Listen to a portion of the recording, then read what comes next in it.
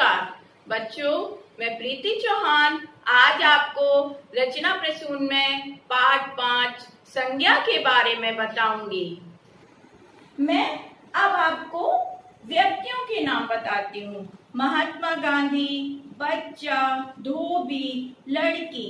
वस्तुओं तथा स्थानों के नाम: ताजमहल, पंखा, विद्यालय, रामायण।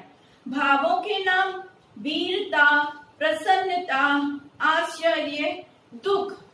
प्राणियों के नाम: कुत्ता, बिल्ली, कीड़ा, सांप। बच्चों, आपने ये चित्र देखे और देखकर समझा भी कि इनमें से प्रत्येक चित्र किसी व्यक्ति, स्थान, भाव अथवा प्राणी की ओर संकेत करता है।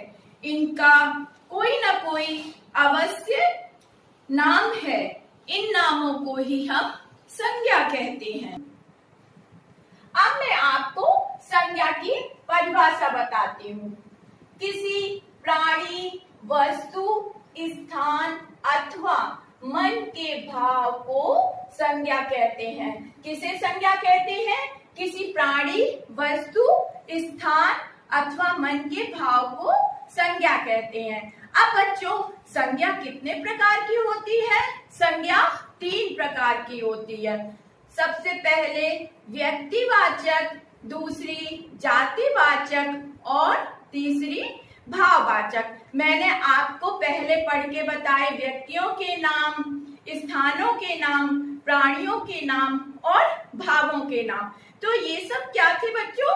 ये सब संज्ञा थी।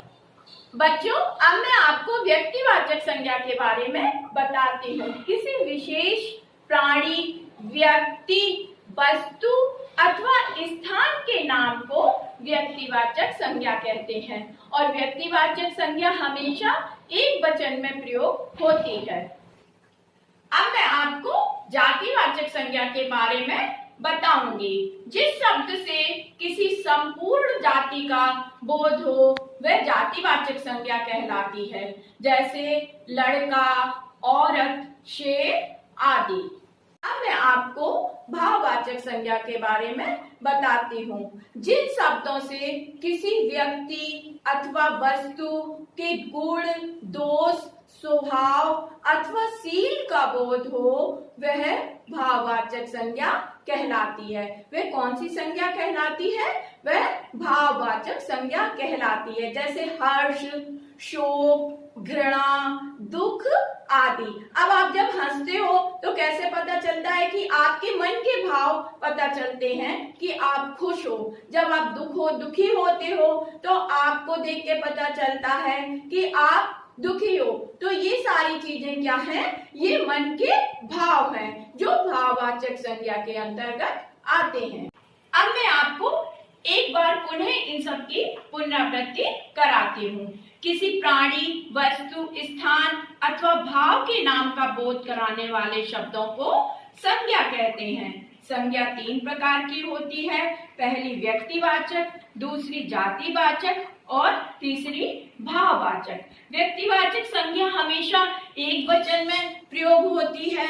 जातिवाचक संज्ञा से संपूर्ण जाति का बोध होता है। भाववाचक संज्ञा से किसी व्यक्ति अथवा वस्तु के गुण, दोष, स्वभाव, अवस्था अथवा भाव का बोध होता है। बच्चों, अब मैं आपको अभ्यास कार्य बताती हूँ।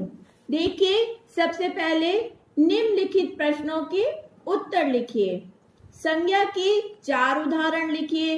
तो संज्ञा के 4 उदाहरण कौन कौन से हैं? हिमालय, दुख, गाय, रामायण। ये संज्ञा के 4 उदाहरण मैंने बताए हैं। अगर आप अपने मन से लिखना चाहते हैं कोई भी 4 उदाहरण तो वह आप लिख सकते हैं। फिर दूसरा आपका प्रश्न है, अपनी पसंद के 4 खेलों के नाम लिखिए।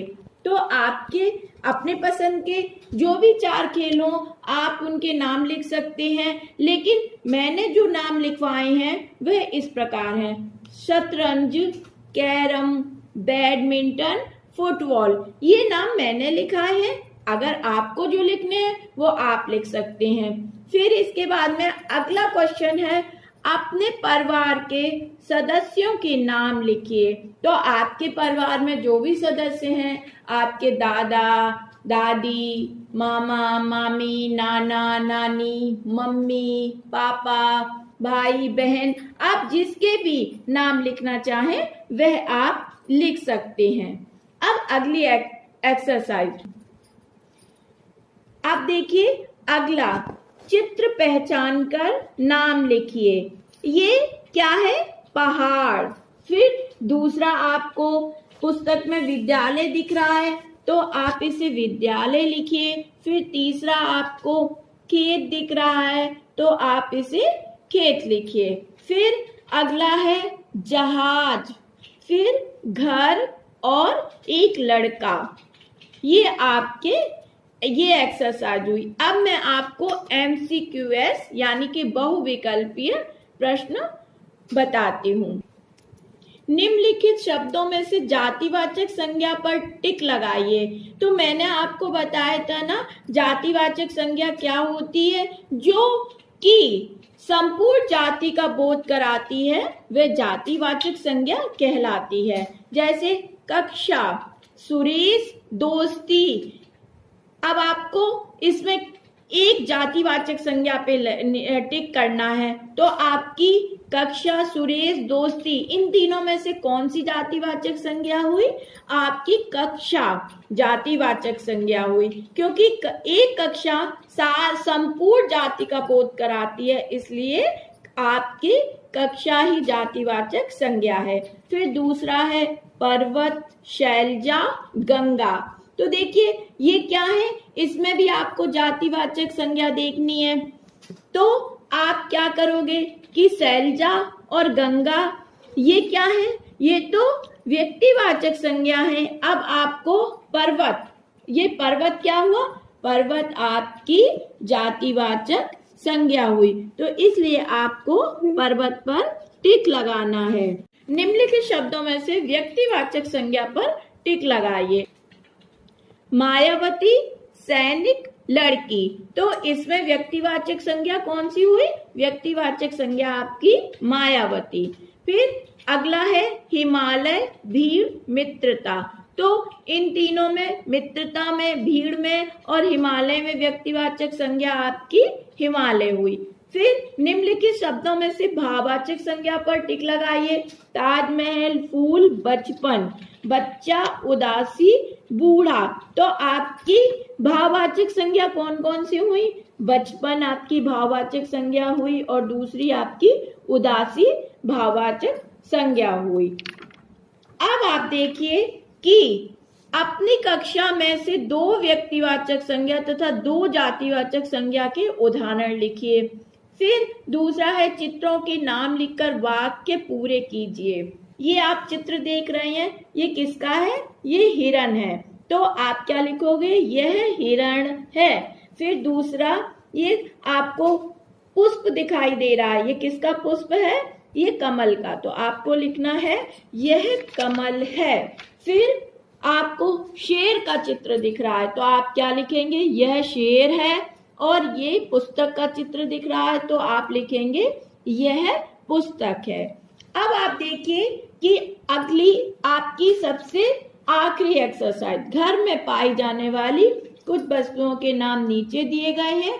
उनमें से घर के अतिथि कक्ष, रसोई घर, पढ़ने के कमरे तथा स्नान घर में पाई जाने वाली वस्तुएं अलग अलग छांटकर लिखनी है। अतिथि कक्ष, रसोई घर, पढ़ने का कमरा और स्नान घर। तो ये सारे आपको इसमें से ढूंढ कर लिखने हैं। धन्यवाद।